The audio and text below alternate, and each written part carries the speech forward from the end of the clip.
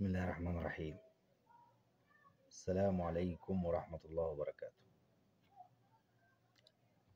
مبدئيا قبل ما نبدأ في الفيديو إن شاء الله اعمل لايك للفيديو واعمل اشتراك في القناة عشان نقدر نعمل فيديوهات جديدة وتقدر تستفاد من الفيديو ومن القناة. هنتكلم النهاردة عن 10 مليمات وال5 مليمات، وايه الغالي فيهم وايه الرخيص فيهم وسعر العملة. وهنتكلم برضو عن لو انت معاك عملة برضو عاوز تبيعها اقولك على الاماكن اللي تقدر تبيع فيها والاماكن اللي هي بتشتري العملات.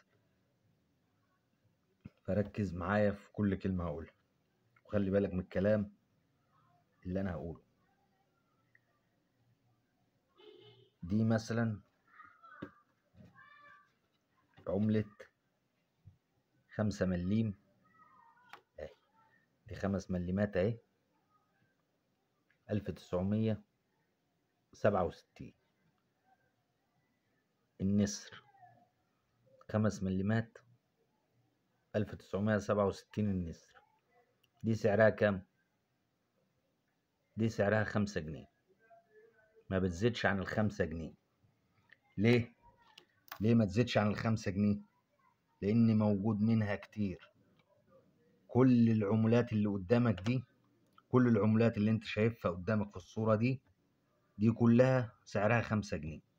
سعرها 5 جنيه، ما تتعداش ال5 جنيه و3 جنيه، وبتتباع بالكيلو وبتتباع بالشولة.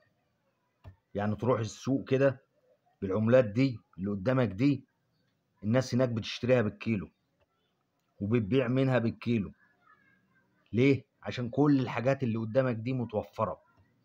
كل الحاجات دي متوفرة وموجود منها كتير، بدل القطعة مليون و20 مليون و700 مليون. طيب فين الغالي اللي فيها؟ في حاجات غالية، في حاجات غالية. ايه هي بقى الغالية؟ اوريك الغالي واعرفك شكله بيبقى عامل ازاي. قلنا مثلا دي 5 مليمات اهي، التاريخ ده بتاعها كام؟ 67. التاريخ بتاعها 67. دي سعرها 5 جنيه، القطعة ب5 جنيه وب3 جنيه كمان. طيب الغالي منها ايه؟ اوريك واحدة دي اللي شبه دي بالظبط هي اللي غالية.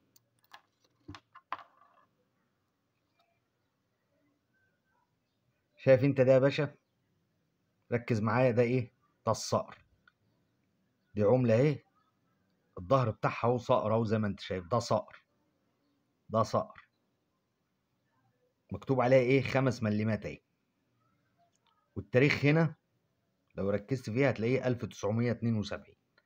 1972 اللي في ايديا دي سعرها 5 جنيه.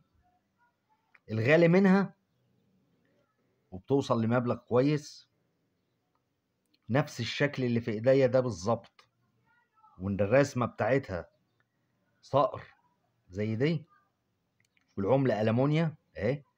دي ألمونيا بس التاريخ بدل ما هو 1972 يبقى 1973. 1973 1973 دي اللي غالية، بشرط ان يكون عليها النسر زي ده، الصقر زي ده، يكون عليها الصقر والعملة ألمونيوم والتاريخ بتاعها 1973 ومكتوب عليها 5 مليمات. 5 مليمات دي اللي سعرها ممكن يوصل ل15,000 جنيه و17,000، كل حاجة على حسب حالتها، كل حاجة على حسب الحالة بتاعتها. يعني لو العملة مش مخدوشة أو متكسرة أو الكلام ده كله يوصل سعرها ل15,000، بشرط إن هي يكون مكتوب عليها نفس الشكل ده كده 5 مليمات والتاريخ 1973 والعملة تكون ألمونيوم زي دي. هي اللي في إيديا دي نفس الشكل بس التاريخ 1973 دي اللي غالية. أما بقى 1972 71 أي تاريخ أيا كان هو إيه غير 1973 سعرها 5 جنيه. سعرها 5 جنيه وبتتباع بالكيلو وبتتباع بالشوال زي ما قلت لك قبل كده. تاريخها 1973 دي اللي غالية، دي غالية.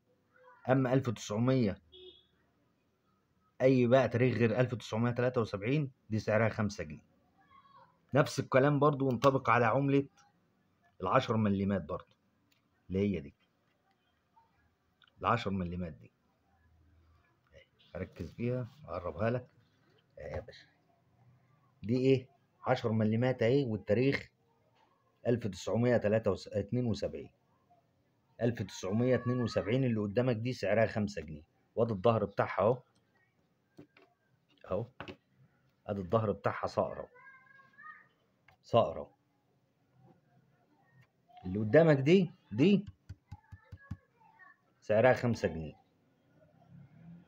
الغالي منها اللي هي 1973.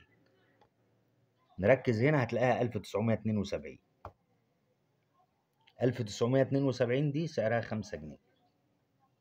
70 60 40 سنة مفيش، هي كلها ب5 جنيه.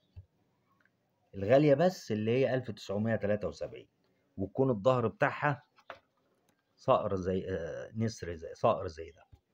صقر ده صقر النسر اهو.